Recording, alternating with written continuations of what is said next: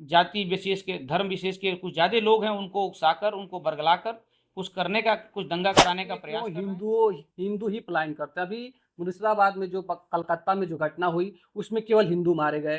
कश्मीर से भारत के हिंदू इतिहास पलायन में कर। पहली बार ऐसा हुआ है जब निर्दोष पर्यटकों के साथ इस तरह से आतंकवादियों ने मौत के घाट उतारा है।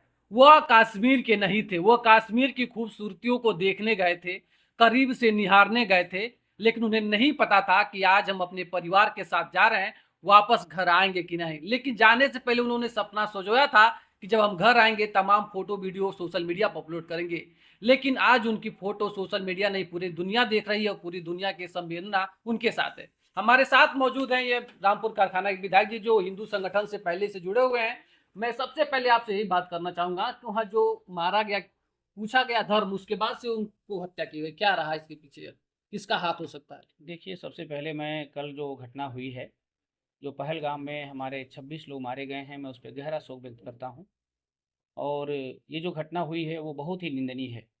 देश के भीतर या देश के बाहर के जिन गद्दारों ने पीछे से वार किया है, हमारे लोगों से पूछकर, जाति पूछकर, मजहब पूछकर, धर्म पूछकर, इसकी मैं घोर निंदा करता हूँ। और कुछ भी करेंगे, ये देश टूटने वाला नहीं है।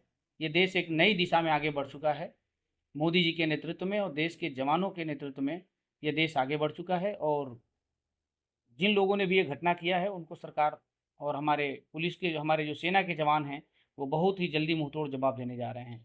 कहा जाता है कि आतंकवादी का कोई धर्म नहीं होता है, लेकिन यहाँ धर्म देख कर मारा गया है। तो क्या इसके पीछे कोई देश की अंदर की ताकत जो है जो इस तरह की घटना को अंजाम दिला रही है, बाहरी है जो पाकिस्तान के लोग हैं? देखिए, ये बात सही नहीं है कि आतंकवाद किसी धर्म से नहीं जुड़ा है, क्योंकि जितने भी आतंकवादी आज तक पकड़े जाते हैं वो कहीं न कहीं किसी धर्म से ही जुड़े लोग होते हैं। और एक जाति, एक धर्म विशेष के लोगों का नाम पूछकर जो कल हत्या की गई है, ये और भी शर्मनाक है।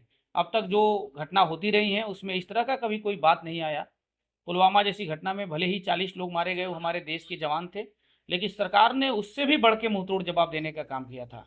आज जो घटना हुई है, कल जो घटना हुई है, इस घटना में हमारे देश के ऐसे लोग, जो लोग घूमने की नीयत से, पर्यटन की नीयत से वहाँ की खूबसूरती देखने गए थे, लेकिन वहाँ जाने के बाद उनको ये पता नहीं था कि धर्म के आधार पर उनकी हत्या कर दी जाएगी। लेकिन मैं देश के लोगों से एक बात कहना चाहता हूँ कि ये देश एक नई दिशा में आगे बढ़ गया है। हम सब लोग भारत को विकसित राष्ट्र बनाने के लिए काम कर रहे हैं। आप सब भी मोदी जी के विचारों के साथ खड़ा होकर और देश की एकता अखंडता के साथ खड़ा रहें। बाकी जो कार्य हैं वो हमारे देश के जो सेना के जवान हैं और माननीय हमारी जो सरकार है, माननीय गृह मंत्री जी कल से ही वहाँ पर डेरा डाले हुए हैं। और हम सबको विश्वास है कि भारत के जो गृह मंत्री हैं माननीय अमित शाह जी, उनके नेतृत्व में कोई भी देश, दुनिया का देश का गद्दार भारत के खिलाफ तिरछी नज़र नहीं उठा सकता। यदि हमारे 26 लोग मारे गए हैं तो जल्दी ही उनको मुंहतोड़ जवाब दिया जाएगा। जिससे पुलवामा हमला हुआ था उस समय स्ट्राइक हुई थी, क्या फिर इस बार दोहराया जाएगा? क्योंकि सोशल मीडिया पर इसकी मांग उठ रही है, जो देश के तमाम जनता है सोशल मीडिया पे सरकार से पूछ रहे हैं, तो आप सरकार के एक अंग हैं। देखिए, जो हमारी सरकार है वो देश के साथ है और समय का इंतजार करिए, सब अच्छा होगा। आगे जिस जिस तरह से सुरक्षा को लेकर क्या तैयारी है, किस तरह से अब भविष्य में पर्यटकों के साथ इस तरह की घटना ना हो, इस पे आप लोग क्या सुझाव दे रहे हैं सरकार? देखिए, सरकार और हमारे जो सेना के जवान हैं वो खुद इस मामले में बहुत ही सबल हैं। इसमें सुझाव की कोई ज़रूरत नहीं। सेना का अपना एक कार्य होता है, अपना एक तरीका होता है।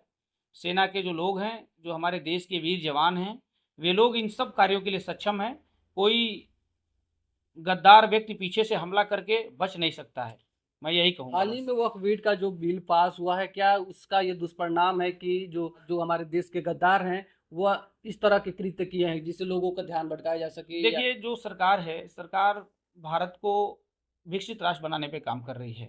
और विकसित राष्ट्र बनाने में चाहे वो वक्फ बोर्ड हो, चाहे वो समान नागरिक संहिता की बात हो, चाहे एक देश एक चुनाव की बात हो, ये सब करना ही पड़ेगा। और देश के जो गद्दार लोग हैं, जो देश को तोड़ना मरोड़ना चाहते हैं, वे लोग इस चीज़ को बर्दाश्त नहीं कर पा रहे हैं। चाहे वो धारा 370 हो, इन सब से देश आगे निकल चुका है।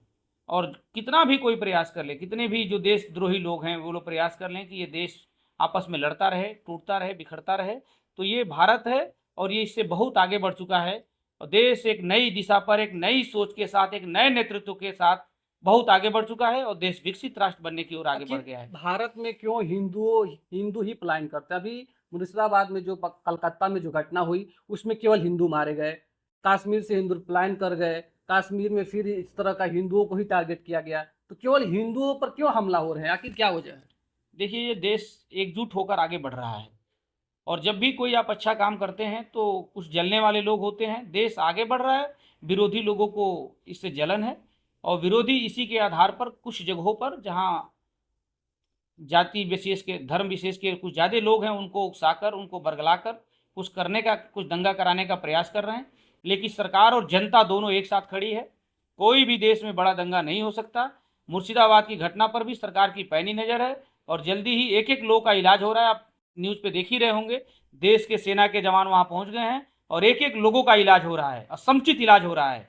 और बंगाल भी देश के साथ खड़ा है, पूरे बंगाल के लोग देश के साथ खड़े हैं। यहाँ तक कि अभी कल पहलगाम गांव के भी जो लोग हैं वो भारत के साथ खड़ा है, भारत माता की जय का नारा लगा रहे हैं। देशद्रोहियों को भगाने के लिए वो लोग भी हमारे साथ खड़े हैं। ठीक है, धन्यवाद। अगर इस तरह से हमला पुलवामा में हुआ, ये पहलगाम में हुआ, ये कहीं ना कहीं ये कश्मीर को लेकर दुर्व्यवहार प्रचार हो रहा है, क्योंकि जब इस तरह की घटना हो जाएंगे वहाँ टूरिस्ट नहीं जाएंगे, जब टूरिस्ट नहीं जाएंगे तो वहाँ के लोगों को तमाम समस्या होगी, क्योंकि वहाँ की मुख्य जो आय है वहाँ एक टूरिस्ट भी है। तो मिलते हैं फिर आपसे एक नई खबर और नई जानकारी के साथ, तब तक के लिए नमस्कार।